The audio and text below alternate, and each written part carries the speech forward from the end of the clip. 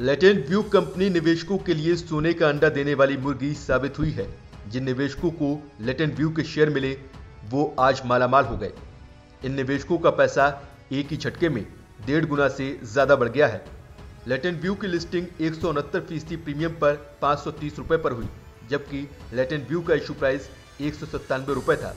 Listing के बाद share में थोड़ी मुनाफा वसूली देखी गई।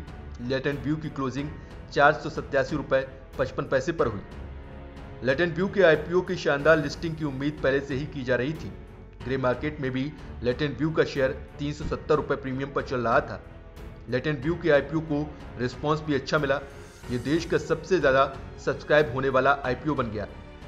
लेटेंट व्यू का आईपीओ 326 गुना सब्सक्राइब हुआ था, जबकि आईपीओ का रिटेल हिस्सा 119 गुना भरा था। इसमें नॉन इंस्टीट्यूशनल इन्वेस्टर्स का हिस्सा 850 गुना भरा। रिटेल के सब्सक्रिप्शन में भी इसने इतिहास रच दिया। इससे पहले पारस डिफेंस में रिटेल निवेशकों का हिस्सा 112 गुना भरा था। ये कंपनी 2006 में बनी थी और एनालिटिक्स सेवाओं जैसे डेटा और एनालिटिक्स कंसल्टिंग, बिजनेस एनालिटिक्स का काम करती है। कंपनी की मौजूदगी अमेरिका, यूरोप, एशिया और कई दूसरे देशों में है। ये कंपनी फॉर्च्यून 500 में से 30 कंपनियों के साथ काम करती है। बाजार की जानकार मानते हैं कि जिन निवेशकों को लेटेंट व्यू के शेयर मिले हैं वो लंबी अवधि के लिए इस शेयर को रख सकते हैं।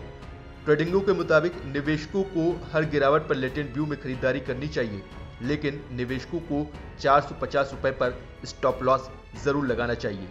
लेटेंट व्यू का कारोबार अगले 3 साल में सालाना आधार पर 15 से 20% तक बढ़ सकता है। स्वास्थ्य का इन्वेस्टमेंट की राय है कि लंबी अवधि के निवेशकों को इसमें बने रहना चाहिए। कंपनी के पास अनुभवी मैनेजमेंट और कॉर्पोरेट गवर्नेंस की गुणवत्तापूर्ण प्रैक्टिस है। इसके पास फॉर्च्यून 500 कंपनियों का मजबूत क्लाइंट बेस है। हालांकि कंपनी में रिस्क ये है कि कंपनी की 55% आय 5 बड़े क्लाइंट से आती है। कंपनी का मार्जिन 20% रिटर्न ऑन इक्विटी के साथ काफी मजबूत है। लेटेंट व्यू का ओवरऑल आउटलुक बुलिश है, लेकिन लिस्टिंग के बाद कंपनी के वैल्यूएशन थोड़े महंगे हो गए हैं। इस शेयर में निवेश के लिए नए निवेशकों को थोड़ी गिरावट का इंतजार करना होगा। पेटीएम की लिस्टिंग के बाद लेटेंट व्यू की शानदार लिस्टिंग से प्राइमरी मार्केट के सेंटीमेंट में सुधार देखने को मिल सकता है। हालांकि बाजार में गिरावट को देखते हुए मोबीक्विक ने अपने आईपीओ को टाल दिया है। पहले इसी महीने मोबीक्विक का आईपीओ आना था।